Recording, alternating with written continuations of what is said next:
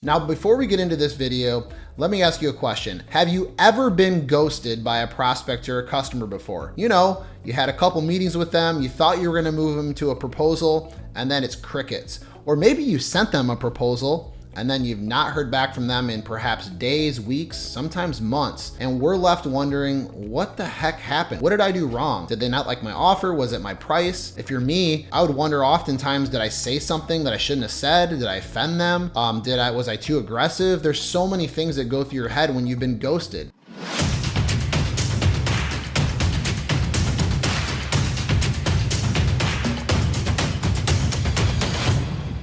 What's up, everybody? Eric Fisher here, and welcome back to the #1 place for business-to-business sales professionals. Now, if you haven't been ghosted, a little disclaimer here. If you've not been ghosted, there's a reason for it, and that means that you are not doing enough prospecting, you're not meeting with enough customers, and you don't have enough deals in your pipeline. Getting ghosted, while it feels like it's the worst thing ever to have that happen to you as a sales professional, it just happens. And if it's not happening to you, maybe you're the best salesperson in the world, but based on my experience, it's just something that happens when you're meeting with lots and lots of different customers and prospects. Some people are just gonna go dark, but there are some things you can do about it and prevent them from going dark on you in the first place and prevent them from ghosting you, And then there's some things you can do to help re-engage those prospects. Find out what it is that's caused them to ignore you. Why aren't they responding to your phone calls, your emails, your text messages? So we're gonna get into those in today's video. So stick around to the very end, because if you stick around, I've got a tip that absolutely crushes it. It has about an 80% response rate every time I use this very specific technique, but you have to do it the right way. So stick around all the way to the end of the video for that tip. Now, before we jump into it, if you're looking to level up your prospecting, you wanna earn more commission, and you're struggling with selling to the modern day buyer, you know, the buyer that has more information than you do, check out my free book in the description box below. I'll put a link down there. This book, The Intelligence Factor, that I wrote, I published it and released it last year. I'm actually giving it away for free. You just got to pay for shipping. But the reason why I want you to check out this book is if your pipeline isn't fat enough, that book will help you get there, because it's exactly the strategies, techniques that I use to sell over $100 million over the last 12 years, all in business to business enterprise sales. Even just a portion of what's in that book will work for you. It'll dramatically change your life and your results in sales. So let's get right into today's video. Why is it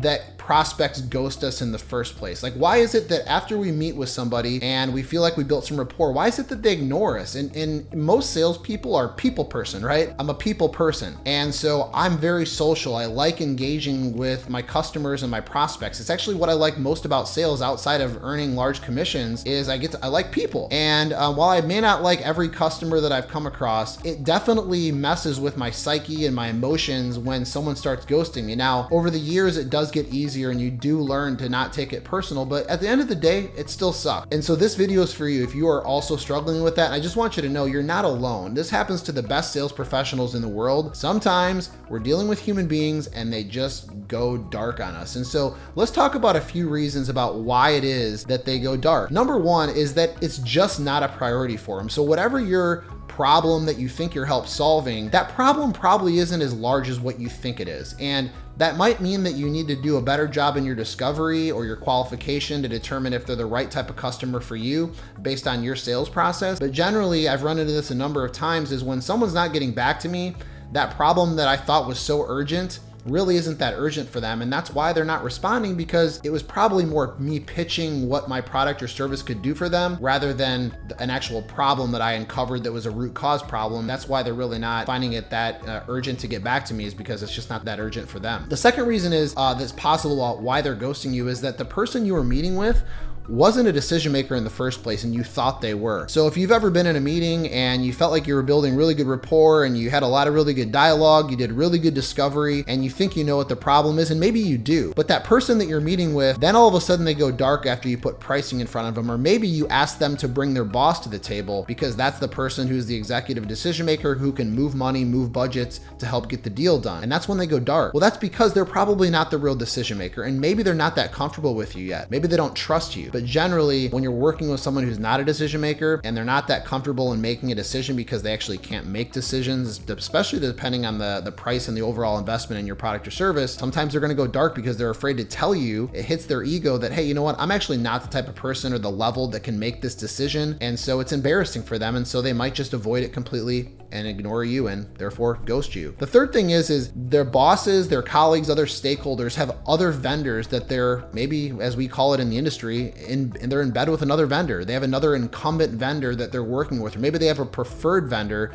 that they like to use and you're just not it. And so while you think you have all the information and you think that you're progressing down your sales process and moving them closer and closer to inking that deal, the reason that they eventually ghosted you is because there's another vendor that their colleagues or stakeholders who might have more pull and influence than they do want to work with, and it's just not you, and therefore they don't have the heart to tell you. And remember, in all of these tips, just remember we're dealing with humans, and when you're dealing with humans, they're going to act like humans, which means they're going to be embarrassed, they're going to avoid conflict, and a lot of times our customers don't like conflict, and that's one of the main reasons they ghost us. Now, another fourth reason that's very common that I just mentioned is just overall that customers and people don't like conflict. And so all of these reasons about why they might be ghosting you, a lot of it just can have to do with the fact that they don't want to deliver bad news to you. Maybe they actually like you, but for whatever reason, your product or service is not the right time, it's too expensive, it's not a priority right now, whatever. They just don't want to tell you because it makes them feel bad. And people generally, especially in my industry, they don't like delivering that news, and so they just avoid it. And you know what? It sucks. And it is our job to figure out what it is causing them to ghost us, which we'll get into later on in this video. So just keep that in mind, that could be a main reason, is they just don't want to share the bad news. The fifth reason that I find is actually probably the most common is that our prospects and customers are just super busy. Okay. The amount of people that are calling them from,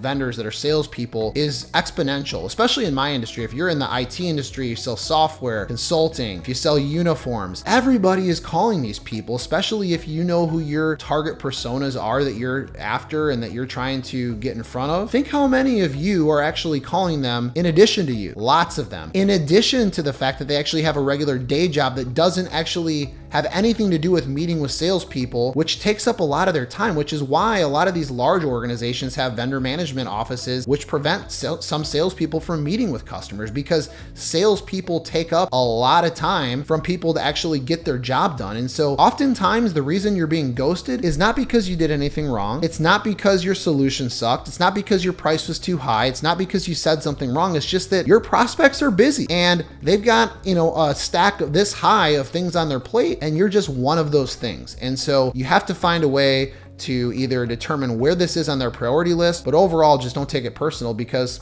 you know what? Just like you and me, they're busy and they'll get to you when they get to you. And it's your job to figure out how to figure out where this lands in their priority list. Number 6, lastly, they walked away with no clear step or agenda for what they need to do next after that meeting or phone call concluded. And this happens all the time. And that's because salespeople get so wrapped up in their agenda that they don't actually think about what's that next logical step that they need to take to continue that prospect or customer down the sales process so that we can get to them to the point where we can actually put a proposal in front of them or possibly close them. And when this happens, it's generally because you don't know what the next step should be, but it's also because you're uncomfortable asking and telling the customer what that next step should look like. Now remember, it is our job as a business-to-business salesperson to advise and consult our customers. You're not pitching them all the time, right? That's not how sales works. You don't have to be salesy, but you do need to put clear, concise steps and give a reason why that's going to make sense for your prospect. Now, I'm also going to share a tip that can help us when we try to prevent ourselves from being ghosted in the first place. And that's going to have to do with how we ask and talk about that next step. But just keep in mind that that's a lot of the reasons why you might be getting ghosted right now, is that you're just not setting a clear next step for your prospect. And that's why they really don't know what to do next. And so they just kind of put you at the bottom of their list because they didn't know what to do. So now let's get into some ways that we can prevent ourselves from being ghosted. Tip number 1 is check in during your conversation. So whether it's a phone call or a meeting, it doesn't really matter. And while I generally hate the word checking in, that's when I say that, it's usually referring to following up with a prospect, because checking in has no value. But in this specific circumstance, what I'm referring to is while we're having a conversation, if you're my prospect, I want to ask you, hey, are you getting out of this meeting? Can we just do a quick pulse check? Is there anything else that you would like to talk about that we're not covering? Do you have any concerns thus far through in this meeting? Anything that I'm not covering? Any questions you may have? It's a good idea to do this for a couple of reasons. Number 1, it engages your prospect in the meeting. If you're doing all the talking, which you shouldn't be in a meeting, you should be doing mostly listening, your prospect's going to start tuning out. And so this is a great way to re-engage them in the conversation. But the other thing is, can you imagine if you were sitting in a meeting and you were sitting across from a salesperson,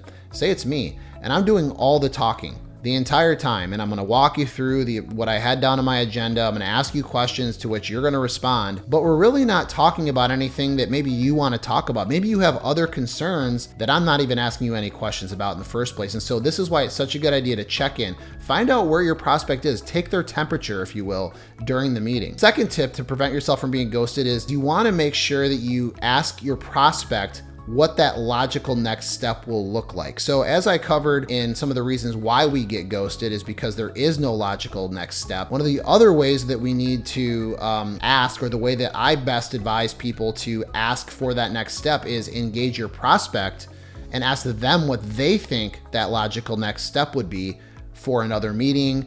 Maybe it's bringing in other stakeholders, maybe it's their leader. The reason this is super effective and that I strongly encourage you to use this, and it needs to be with the right tonality, with the right intent, is not only does it engage them, but it puts the prospect and customer in the driver's seat, or at least lets them feel that way, right? So we want to remain in control as much as we can in all scenarios throughout the sales process. We want to control what happens and when as much as possible. But our prospects don't want to feel that way. They certainly don't want to be sold to. They don't want to feel like they're being pushed. Nobody likes a pushy salesperson. But when you engage them and ask them, hey, what do you think that next step should be after this meeting? It sounds like we're on the same page. What do you think is a logical next step? It's super effective for a couple of reasons. Also, beyond engaging them, it helps pull out any objections. So if they are have some deep objections that maybe, they're just not surfacing and they're not explaining to you that, hey, maybe they're just not bringing them up is what I'm basically saying, is then now they're going to bring them up. Or they might say, hey, it's not a good idea, or I'm going to need some more time, which allows you to ask some additional questions around, okay, so it sounds like maybe some things that occurred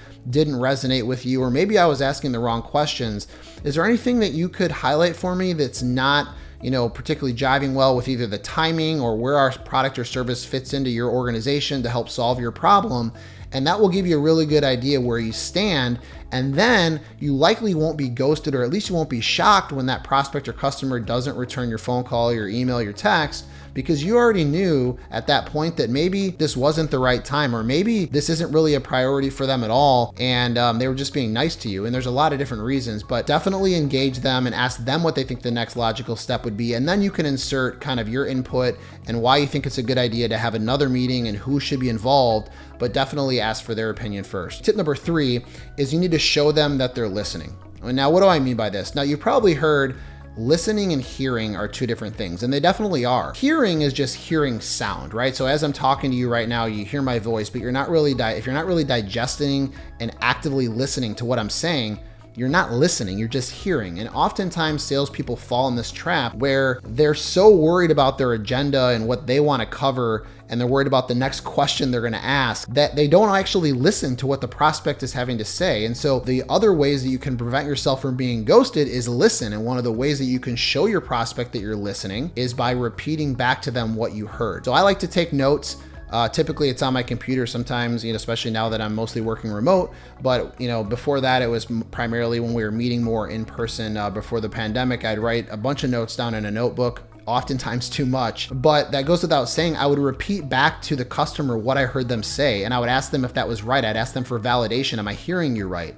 Is this the right order of steps of what you're looking to get done? Are these the problems that I heard you explain to me? Do I have those right? Is this the priority based on what you told me? And then that gives them an opportunity to tell me either, yes, I was correct, or no, I wasn't. And that also builds trust, because it shows that I was actively listening to what they had to say and why things are important to them. Now, another one that you need to really pay attention to prevent yourself from being ghosted, this is tip number 4, is you want to agree to that next step. So I already covered, you want to ask them for their opinion on what a logical next step would be. You also want to just make sure you agree on what that next step is and gain some micro commitments. So throughout that conversation or call, you kind of want to seed that conversation for the next step. So whatever that next step may be, you need to get one. And the thing is that most salespeople are afraid to actually ask for a next step because they're afraid of being pushy. But again, when you use the technique that I already suggested, which is ask and engage the prospect first, it doesn't feel pushy, and then you kind of earn your right to ask for that next step or that next meeting and insert your input at that time. Now,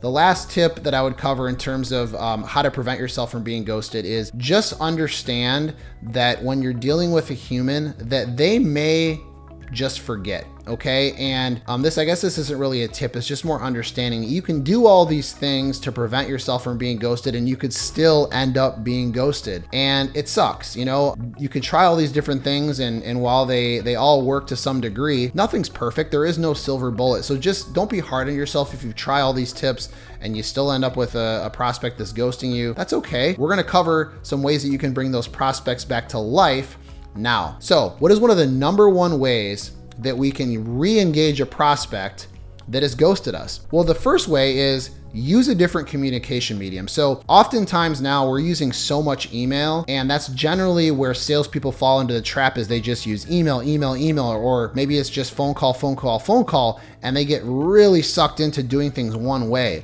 And our prospects get conditioned that that's how they're gonna hear from you. So it doesn't just go one way, it goes both ways, right? They're expecting us to either call them or email them, and that's the only way we're gonna communicate, or vice versa. So one of the things that's worked really well for me is just switch things up. Send them a text message, send them an email, send them a LinkedIn touch. You know, we're not gonna reach out 8 to 10 times after we've had several meetings or even a couple meetings. If someone's not responding after usually 4 attempted contacts after we've met, and it seems like they're kind of ghosting us and this just isn't a priority right now, at a certain point you do need to kind of let things cool off and then try again maybe in a few more weeks. But generally, just try a different communication medium and mix it up. The second thing is that you can do that works really effective is you need to have relationships in the organization outside of just your main persona you're targeting. And here's why. The more people you know, and in fact, this is the whole reason I wrote this book. The reason it's called The Intelligence Factor is the more intelligence that you have, data, information, the more powerful you can be as a salesperson. It's literally gives you infinite possibilities when you have more information, and it really gives you a leg up from your competitors. And so to apply what I'm saying in this specific circumstance, when you have more intelligence and you have more relationships with other people in the organization around the personas that you're targeting, those people can help you. So for this specific example, one of the ways you can do that is you can ask another relationship or stakeholder that you have inside that organization, just explain to them, hey, I've been working with so-and-so and they've kind of gone dark on me. We put a proposal in front of them. Do you have any idea or insight what's going on in their world? Because the facts are that it's very possible that someone had a fire drill at work, and you know what? You've now dropped to the bottom of their priority list. Or possibly maybe something else bubbled up that's right in your wheelhouse to solve that problem, but they just didn't even have time to call you yet. There's so many different reasons and possibilities about why someone is ghosting you that has nothing to do with your product or service. And so leveraging someone else that knows that person and can see their calendar, or maybe knows what's going on politically in the organization, can shed some light on the situation and make you feel a lot better. Now, the third tip that you can use is use that same individual or even someone else that knows that person, but this person has to be inside the organization. And this tip is something that I've used quite a bit because, and I use this all the time in prospecting, and this is why you need to have lots of relationships inside your accounts, is because people want to help you. And so in this specific tip, they can actually look at your prospect's calendar, and then you can just send them an invite when they have an opening. And this works well because maybe the person just is so busy and it has nothing again to do with your product or service, and they just kind of haven't thought of you, even though you've been calling and emailing. Maybe they've just been so busy they just missed it. And so now you just send them a calendar invite for when they have an opening, when the person that's on their team can actually see when that opening is, and it works wonderful to set that next meeting and get a follow-up. And you know what? If they decline because, you know, this isn't that important for them, and then you need to, you know, follow up hopefully with, you know, hey, help me understand, maybe I missed the mark here in terms of what was important to you, and get them back on track. Now, the fourth tip in how to re-engage a prospect is just remember to be persistent. Now, I said already, you want to usually land around 3 to 4 or possibly 5 follow-ups after someone's ghosted you, but just realize that you don't need to worry so much about being pushy or like you're pestering them and being annoying. Now, there is a level that you become annoying, and that's when you've called somebody every single day and you start freaking out because they're not getting back to you. Oh my God, the world's upside down. Don't do that. Take the emotion out of it. Don't take it personal, which is my next tip. Don't take offense to people ghosting you. Like I've already said numerous times, not to be redundant, is that you need to understand you're dealing with people. They work in highly political environments often. There's a lot of stakeholders, a lot of things at play, and a lot of just important shit is happening inside their organization. And sometimes you're just not going to be the top priority. So don't take offense to it. Don't freak out. Don't be emotional, but you do need to stay persistent and stay on them. And oftentimes when I'm persistent, it's very rare that someone tells me, hey, back off, you're being too pushy. Because it's usually that fourth or fifth time when they'll eventually get back to me and they'll usually apologize. Hey, I'm so sorry for putting you off. I just had some other things going on and it had nothing to do with me in the first place. And then we're able to talk about, hey, where did we get off track? Is this still a priority? Where are you at with solving this problem? Maybe your priorities have shifted. If they have, when's a better time for us to re-engage? And then lastly, one of my top tips, this is the golden nugget that you've been waiting for, is how you can re-engage a prospect that's ghosted you via email. So listen up. You have to do it this specific way. Number one, when you send an email, you're going to use a subject line with their first name. So if my prospect's name is Joe, it's going to say Joe, comma, and then the next part of that subject line is, did you defer this project, or did you defer this initiative, or is this project on hold? You can use any of those examples. And then in the body, it's going to be very short. I realize you may be busy. You had told me that XYZ was a big problem for you. I want to make sure that that's still a priority. And if it's not, I can obviously come back at a later time. Just please let me know. It's that simple. I have an 80% success rate doing this, where I almost always, well, at least 80% of the time, get a response back from the prospect. Now, keep in mind, it's not always going to be an answer where they say, hey, yeah, let's continue doing business, or let's continue down this process. I want to eventually purchase your product or service and make that investment. Sometimes they tell me, hey, this isn't a priority, or hey, there's this other problem and this isn't going to get handled right now. We'll focus on this 6 months from now, 3 months from now. And yeah, you can try to work through those objections, but generally speaking, the main goal when you're trying to bring a conversation or a prospect back to life, if you will, is just find out what the heck is going on. There's so many different things, as I stated, that could go wrong. The goal is not to sell them. It's find out what happened, re-engage them, set a meeting to actually have a conversation and act like a human. So there you have it. There is a ton of tips for you on, number one, why it is that we get ghosted. Number two, how you can prevent yourself from being ghosted. And then number three, I gave you, I think, 5 tips on ways that you can re-engage prospects when they have ghosted you. I hope these were super helpful.